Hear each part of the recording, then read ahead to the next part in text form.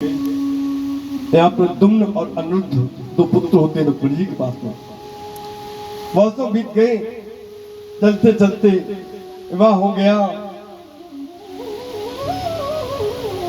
एक बात बताए सज्जनों, किसी व्यक्ति के कोई व्यक्ति अपनी कठिन परिश्रम से, अपनी मेहनत से, अपनी लगन से समाज में कद ऊंचा करता है, समाज में अपना कद ऊंचा करता है, पैर को बड़ा करता है, उसके उतने ही दुश्मन पैदा हो जाते हैं, उसके उतने ही दुश्मन पैदा हो जाते हैं। ऐसा नहीं कि उसने किसी के यहाँ पे चोरी की है या किसी के यहाँ पे डाका डाला है, ऐसा नहीं, अहर्निश दुश्मन पैदा हो जाते हैं खमा खा के। आज जहां देखते हैं कि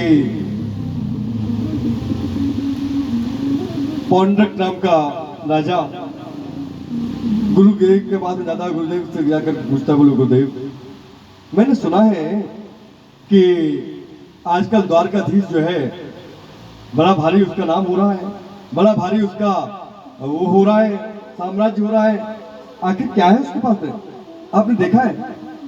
गुरुदेव कहते हैं, बोले देखो, ज्यादा तो मैं जानता नहीं, परंतु हाँ मैंने सुना है उनके 4 हाथ हैं और इस प्रकार से सुदर्शन चक्र है, इस प्रकार से उनके पास में सब कुछ है। बोले ठीक है, तो अच्छा अगर मेरे हो जाएंगे तो मुझे भी लोग भगवान कहने लग जाएंगे। बोले हाँ क्यों नहीं। आज जाता है, जाकर के बाजार से 2 लकड़ी के हाथ लगवा करके लाता है, बटन दबाता है, मोटर घूमने लग जाती है, सुदर्शन चक्र घूमता है। आकर कह दिया मैं वासुदेव पौंड्रक भगवान श्री कृष्ण हूँ, अपने आप को भगवान बना दिया।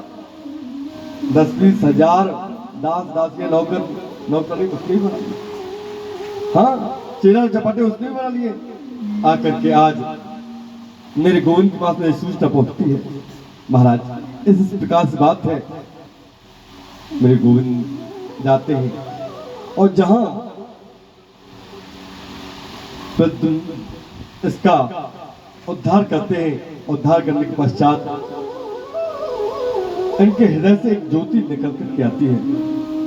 वो ज्योति चारों दिशाओं में घूम रही है, चारों दिशाओं में घूम रही है, चारों ओर घूम करके आई।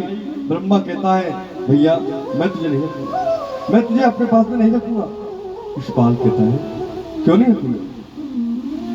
यशपाल जो भगवान के लिए 100 गाली दे करके तो जल ग्रहण करता है, उसको मैं कैसे रख सकता हूं? मैं नहीं रखूंगा। वहीं मेरे गोविंद के अनेक परिरक्षणा करते हुए, उनको कहते हुए आइए ज्योति आकर के मेरे गोविंद के सामने खड़ी हो जाती है।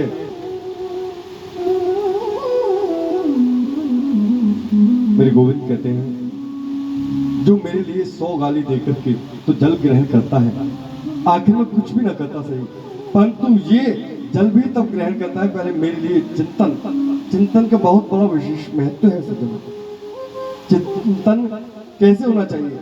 भगवान का चिंतन विशेष महत्वता रखता है, चिंतन प्रौढ़ होना चाहिए। हम बैठे भले ही कहीं है, लेकिन हमारा चिंतन अगर बरसाने का है, चिंतन अगर हमारा बिहारी जी का है, तो यहाँ बैठे बिठाए हमको वहां का फल प्राप्त हो जाता है, यहाँ बैठे बिठाए हमको वहां जाने का फल प्राप्त हो जाता है। चिंतन हमारा बहुत प्रौढ़ होना चाहिए। आज जहाँ सोचते हैं, मन विचार करते हैं, ठीक है गोविंद ने कह दिया था देखो 100 गाली तक 101 कभी गाली हुई तो मैं इसका शीश धड़ से लटका दूंगा। जहाँ जैसी 100 गालियां पूरी होती है, मेरे गोविंद का सुदर्शन चक्र निकलता है और धड़ से इसके शीश लग करके लेकर के